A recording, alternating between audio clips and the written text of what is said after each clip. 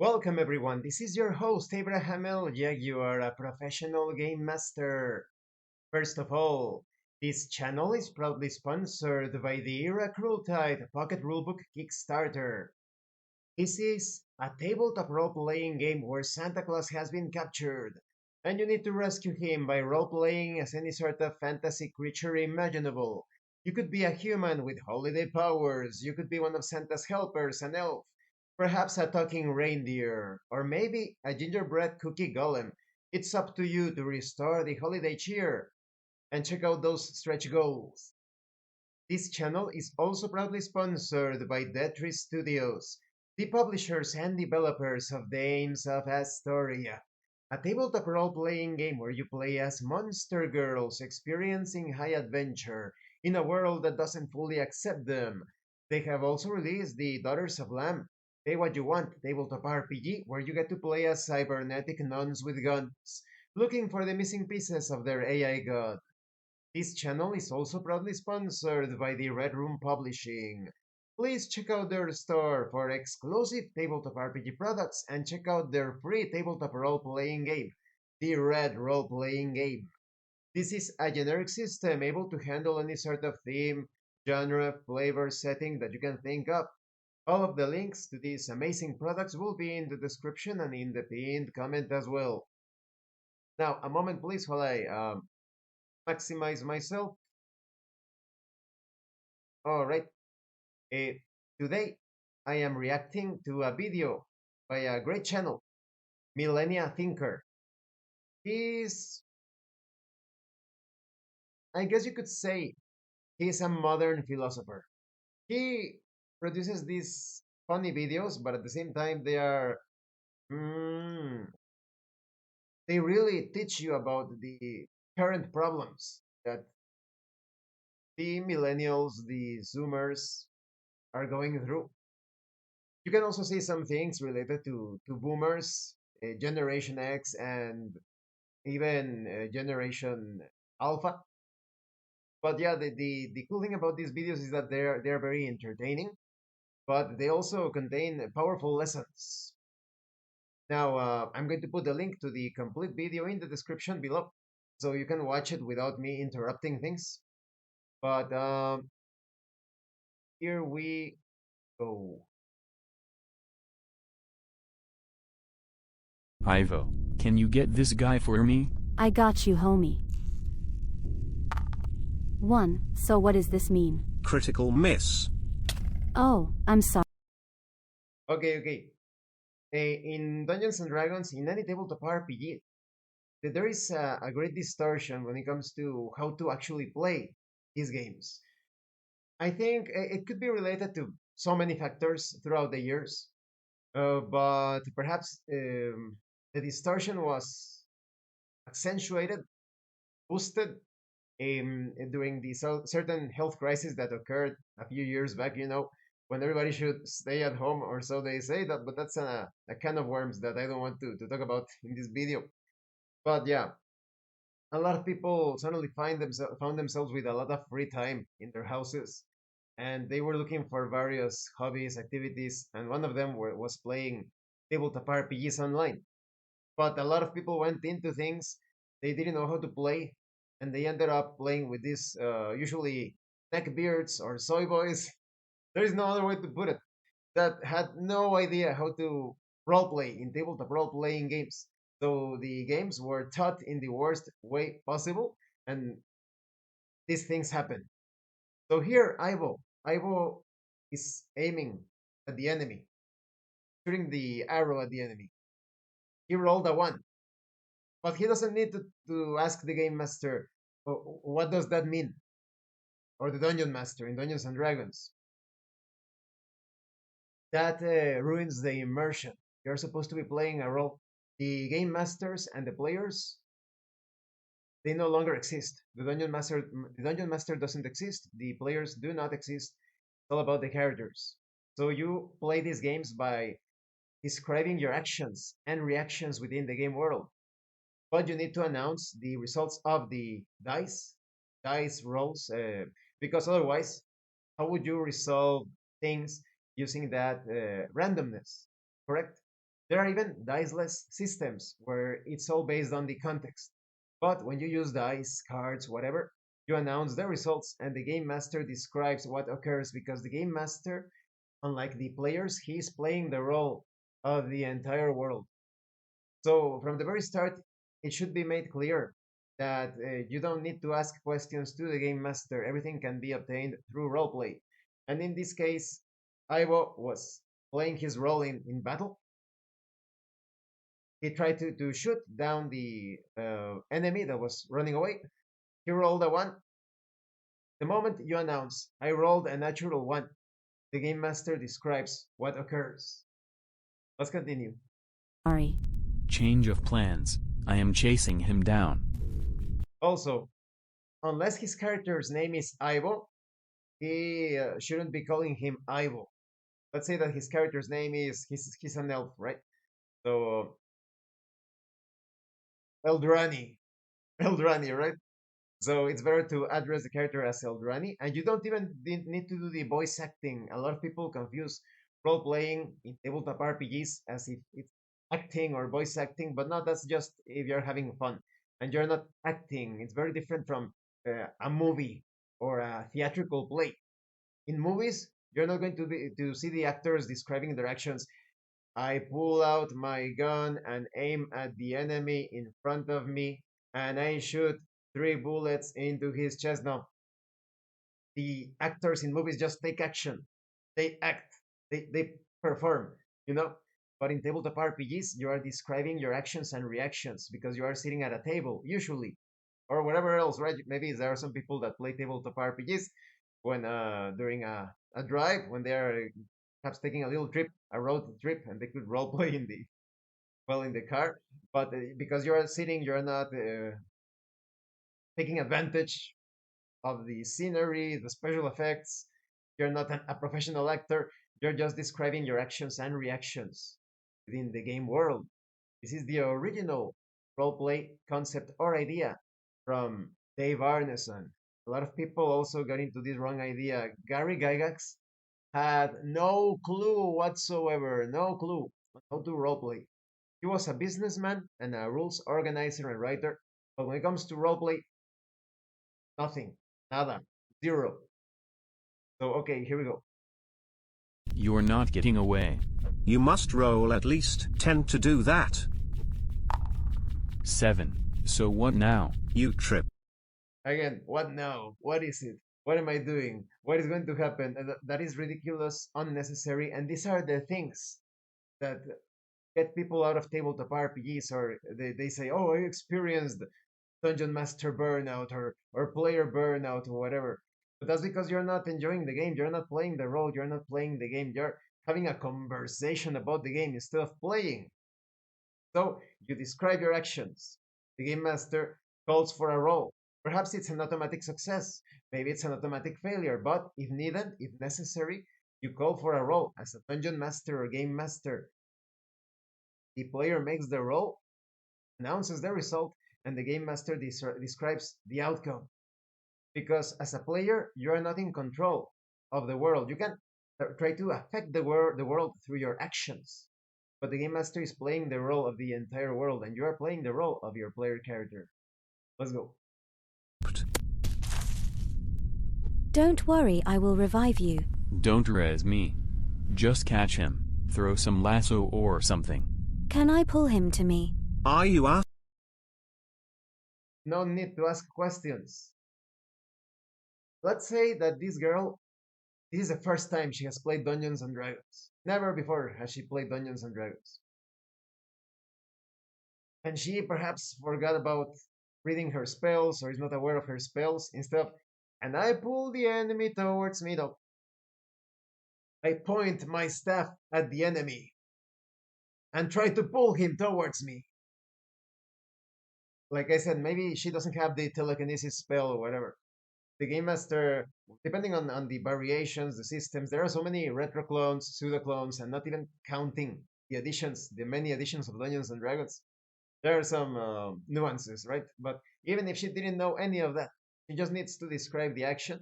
And if she actually has the spell, the game master will describe the energy flowing from your staff stops the individual in front of you and begins pulling him in your direction, right? If she doesn't have the spell, as you point your staff towards the enemy, nothing occurs. Darn it, she didn't have the spell for that. You see? Asking me? I don't know. This is not how this game is played. You tell me what you want to do and I will tell you how much you must roll to perform. Okay. Another error from the Dungeon Master here. I always say at the end of my tabletop RPG videos, there are many like how you say nuggets of wisdom, so to speak, that I mentioned. But one of them is in tabletop role playing games, it's not about what you want your characters to do. It's about what your characters are doing. It's very different to want something when compared to actually taking action to accomplish that. So she doesn't need to tell here the dungeon master is incorrect. He doesn't. She doesn't need to tell the dungeon master what she wants. She describes her actions. Something will occur, just like in real life. There is no floating thing like some sort of god or something like. Can I open my computer? Can I turn on the computer? No. You just turn on the computer. I push the on button on the computer. I turn on the computer. Do you see? And the game master describes the effect from that action that has been taken or attempted. Perform the action correctly. Then I want to pull him to me. You must roll 19. That sucks. I will try for the team. It's not going to work. Okay. In the case of I forget the name of this character, the big guy with the glasses playing the orc. You shouldn't speak about like meta things like mechanics out of the game, because that again it ruins the immersion. If you want to express how it sucks that it's so hard for starters, he's not aware of what she needs to roll because in real life we don't have rolls. So this is a fictional environment, but based on as if it were actually real. That is the magic of tabletop RPGs. You are playing as if the fiction is real. So when the game master says something like "You need a 19 to succeed," nobody heard that. That is just the game master calling for a role for the mechanics to be solved. The player characters, the fictional characters, they don't hear any of this. So in the case of the orc, if he wants to express his we say discomfort, annoyance at the idea of running of that the action is very difficult, he could say something like, "Oh, that looks like something very difficult to accomplish. Oh, it doesn't seem like an easy task at all." Or describe. You don't want to do the voice acting. You can describe. Let's say my character is a good name for an orc. What would be Grumsha? Grumsha expresses his annoyance at how difficult the action will be. Or you could that is if you're role playing in third person. If you're role playing in first person, I express my annoyance on how that action will be so difficult to accomplish. You see? Let's go. Oh, 20. What? Hey, Miss. And taking into account that perhaps he is already aware of her capabilities of the spellcaster's spells, the powers that the spellcaster can employ to pull the enemy. So maybe he is aware that is a very difficult action, and it would make sense within the fiction. We need to have a long talk. We must interrogate him, not chit-chat. Then maybe I will throw a spell that... Hulk smash. Oh. What just happened? Hulk smash, like, is there... You could say that perhaps he has something to his backstory. He knows about some sort of legendary character known as Hulk, or maybe his name is Hulk. It would be a bit silly to name your arc Hulk, although appropriate at the same time. But as long as it's within the fiction, I guess you could have those funny moments. He killed him. What? Why? How?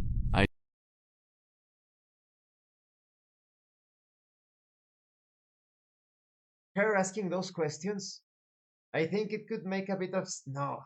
Well, it could be that she's expressing her surprise. Like how did he die? How is this guy so powerful? How could he crush him with his hands? Or if she doesn't want, she didn't like the action that this orc took, she could do it in character. Like, why did you kill him? We were going to interrogate him, you know. Or my character tells Hulk that it was very stupid of him to do that. That he could have interrogated the guy, the man, whatever, the thief. I just hit him with my fist. Can he do that? Well, he have the stats to do so. Yeah? This guy had it coming. And what now? You decide. But he was needed for the quest. There are some groups, usually inexperienced groups, where the game master describes the situation, and they're like they don't know what to do. They're just standing there in the forest or in the tavern or whatever, right? When that happens, they must be made aware that the fictional world is still happening, is still going on. Fictional world doesn't care about their characters. So if they are just standing there in the middle of the tavern, maybe a barmaid will approach them. Maybe a shady looking man will tell them to approach him to come here because he has some a proposition, a business offer, right? I also find it very funny how the miniatures you have like a rabbit and some proper miniatures. But yes, the world is still going on. You don't need to. What happens now? One then? What then? Another error. This is not a storytelling game. There are storytelling tabletop RPG um, books out there. Raven, Children of the Fall, Steam Build Riders, Hardy Boys, etc. They are storytelling. What's the name of the really cool game? What's the name? I forgot. Picaresque Romance. They have segments of storytelling and they have segments of playing a role, of role playing. And so you're not telling a story about your characters in tabletop RPGs. You are experiencing the game world as your character. You are interacting with that fictional world. Very different. It's not the same thing. I'm not telling you a story about how I am looking at my monitor and reacting to this video. I am taking action. You see, That's life. Let's just not do that. We can go back in time and... No. Why not? It's having a conversation about the game. It already happened within the fiction. You can't rewind unless you have a game mechanic that allows you to do so. There is a tabletop RPG called Blades in the Dark, and there are many systems powered by that. And you have this sort of this mechanic that allows you to rewind, retcon thing. So that would make sense a bit if your character was seeing into the future, the possible outcomes, right? Maybe you were planning ahead and you saw this horrible scenario where you die, where you get hurt. So you use your this resource, the mechanic, and then you retcon things. None of that occurred, right? And you can even roleplay like, oh, I was just picturing what would happen if I attempted that. Let's not try that. You see. already happened, you must think of something else. Like what? I don't know, you tell me. We can pretend that nothing happened, and just like Julian. It won't work because we can pretend that nothing happened, but she's no longer playing a role. Now she's the player. Whatever the name of the girl is, she's no longer her character, her spellcaster. She went out completely out of the game. The immersion is broken. So that's why you shouldn't do that. And as a dungeon master or game master, if you notice a player doing that in the middle of a session, you must take that into consideration within the fiction. If the player suddenly breaks character and tells you, "Oh, okay, I forgot how this rule works. How do you work this into the no. The best way to handle it as a game master, you suddenly find yourself asking questions to no one in particular, and you realize that you must take action. So now the player remembers that in the social contract, you describe your actions and reactions. This is not about having a conversation with the game master. It is so simple. You describe how you interact with the game world. Game Master may call for a roll or may announce a success or a failure. If it happens, there are some automatic successes or failures, as mentioned earlier. And then you make the roll, you announce the roll, adding the modifiers if needed, if necessary. If it's your first time, the Game Master will inform you of that. Add your strength modifier, whatever. And the game proceeds, flows very smoothly.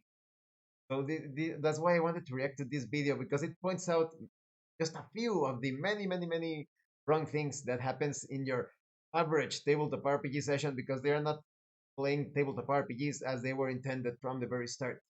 You can play tabletop RPGs however you like, but it's the same thing as you can play basketball by kicking the ball, or you can play football with a baseball bat, right? But it's not the way the game was supposed to be played. Didn't hit him. Sadly, you can't do that. Maybe you can. It doesn't work on me anymore. But why? Because I don't care anymore. Another way of handling this is if she says something like, let's pretend like nothing happened. Okay, that was her action. The Game Master could describe, or Dungeon Master could describe, as you try to change reality with your mind, erasing the events that just occurred, nothing happens. It is not possible for you to do so. And there are spells. There are spells and psychic powers and whatnot and artifacts that actually allow you to change what has occurred. Apart from the mechanics that I mentioned of retconning things, the game mechanics, there are also objects, spells that could allow you to do that. If you don't care about the game, then I don't know why you are there. How do you call it? Game Master. And I didn't mean the game. Master Blaster. Okay. For a successful session to occur, you need to get people with the intention of role playing. If you get just people like they're having a conversation about the game, or they're going to fool around and while they eat snacks, joke about what they saw on Twitter or whatever, or next, or the funny video that they saw on YouTube during the session, it's going to fall down completely. If you are playing a session to talk about the rules as they are doing, like, why did that happen? What did that happen? What is the modifier? Why was he able to do that? What is the score? You're not playing, you're not role playing in tabletop RPGs when you do that. And that's why so many people get a wrong idea about tabletop RPGs. If you want to see how a proper tabletop RPG session proceeds, please check out the front section of my channel, my ongoing and current games section. You will see many of my campaigns. That's how you roleplay. So it's very simple, anybody can do it. The Game Master presents a situation, and you interact with that situation. If you are new to the Game Master will guide you. You don't need to ask questions about anything, just describe your actions. If you are not sure if you have enough arrows on your quiver, I look at my quiver to see if I have enough arrows. And the Game Master could inform you if you are not familiar with the rule set. You notice that you have some arrows left. And if you want to add further details, let's say the player is completely, absolutely ignorant, then you, as part of the explanation, you can see it on the equipment section of the character sheet. Just like you call roll a d20, roll a d6. You can make it part of when calling for the roll. Just like I said, if the player doesn't know crap about combat, roll 20-sided die, adding your attack modifier. And of course, you can save a lot of time by having the player take a look at the character sheet, so that player more or less knows where the attack modifier is, where the strength modifier is, etc. It's so easy to play tabletop RPGs. Some people, you will realize that when someone is not certain about something, that person will come up with the most convoluted and complicated explanations. But If you want to get someone tabletop RPGs, just tell that person. It's very simple. I am the game master. I describe situation, and you get to interact with that situation by describing your actions in the present, in the now. Simple as that. And then, if the game master requires it, calls for a roll. There are diceless systems, as I have mentioned. Sometimes rolls are not even necessary. There is this setting slash game. Oh, what was the name? Asteria. Asteria, not Dames of Asstoria, because that's my sponsor. Asteria. Completely diceless setting and game all in one. And I even pointed out some errors in the book, and the author told me that is true. Like he told me, how could I not see that? I hope he made that corrections. He did correct a few things, but yeah, like you don't need like who knows how many books and dice and cards and learn so many rules to play tabletop RPGs. Game Master presents that is depending on the game, right? In the case of Asteria, you only need the PDF or the book. The Game Master describes the situation that will occur in the world of Asteria, and you interact with that situation as your character. Nathan, I'm bringing girls here, and maybe you should play along, be a bit flirtatious. I've had many girls in my campaigns throughout the years. I can tell you that they are some of the best role players out there. Right now, I have two ladies. We have in the Cult Divinity Lost campaign, we have Miguel's wife, Sylvia, in the Vampirevania campaign, which is based on Castlevania. We have Yukiro, the VTuber, Yukiro Fate. Some of the best role players. It could be that it's because women are usually more receptive. Their feminine quality, unlike some would like to believe otherwise, they have that receiving. They are in that receptive mode. So when you give out the instructions, it is very easy for them to follow them and envision them. That is the instructions on how to play tabletop RPGs. But I think that in some cases, in case of us guys, unless you tap into your, it sounds very, how you say, a bit new agey, right? But tap into your feminine side. That's whenever you want to learn something, you have to give in a bit, because otherwise the information is not coming in. If you don't open the doors, the information won't come in. And a lot of guys in tabletop RPGs, they are using their masculine strength or polarity in the wrong way. They are shutting their doors, not obtaining information. Just like in martial arts. If you want to learn martial arts, you could be like a very violent and assertive and aggressive guy. If you don't control that attitude in whatever they are teaching you, mixed martial arts or whatever, you're not going to learn anything. Here goes. You need to open up. And then when you have the information, then you become aggressive, right? Or assertive. In the case of role playing, in the case of women, a lot of female players, they are open to the instructions, they receive them, and then they close them, and now they become proactive. It's all about that duality, yin and yang. Here we go. I wanted to give them quest involving a Minotaur brothel, and you were making faces. I was thinking about. Like what? Okay, here we see typical dynamic or anti-dynamic, could you call it like that, where they are playing Dungeons and Dragons to meet girls, to get it on with the girls. Okay, if you want to make friends or flirt or whatever, do it before the session and after the session. In all of my games, we have friendly exchanges before and after the session, but never during the session. If you want to have friendly exchanges during the session, do it in character, right? As simple as that. And like I said, the social contract is very important. Make sure that everyone at the table is aware of how things are going to proceed. Like some groups don't like romances between the player characters. So that you could place from the very start that there are not going to be romances between the player characters. It is perfectly doable, but like I said, it happens in the fiction. Don't confuse something that happens in the game. with something in real life. Like I said, if you want to flirt with someone, do it before or after the game. And I would highly suggest against doing so. Um, or do it with a lot of caution, because if you start like acting like that and the other person is not interested, it could spell the end of the, if not the campaign, of the party dynamics, because a player could feel uncomfortable and won't be participating in that game. Encouraging them somehow. But I did. Have you seen what they've been reading lately? I did. But not all of them. Yeah, of course, all women except your and my mother. Alright, the milk has already spilled. Think of something.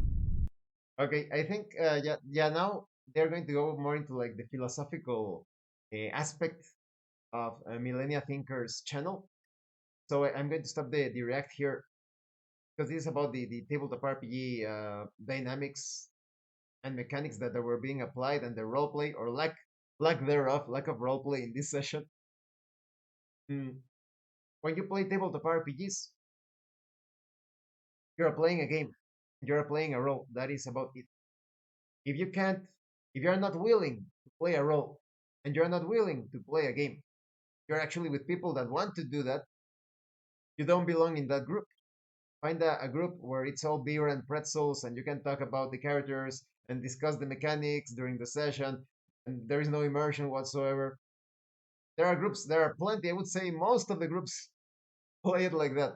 But if you want to have some serious fun, some great enjoyment from experiencing that fictional reality, definitely look for those groups that actually roleplay.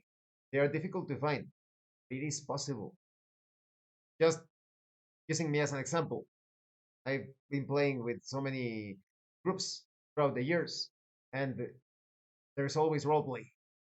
We are mature people that know that there is a time for talk, for banter, whatever, for having fun, joke around, fool around, discuss the rules. But during the roleplay session, that is not the place for it. During the session, it is time to play a role, play a game. Thank you for watching this video. I hope you found it informative and entertaining. And thank you so much to those of you that are going the extra mile to support the channel. If anyone else wishes to further support the channel, consider joining as a member using the thanks button. Like, subscribe, take a look at the information in the description and in the pinned comment. This has been your host, Abraham L. Jaguar, a professional game master. And remember, it is better to roleplay and fail in character than not to roleplay and fail as a player. Please check out Millenia Thinker's channel. The link will be in the description of this video. Excellent content. Millenia Thinker, if you're watching this one, you're doing a great job at showcasing the challenges that the current generations are experiencing.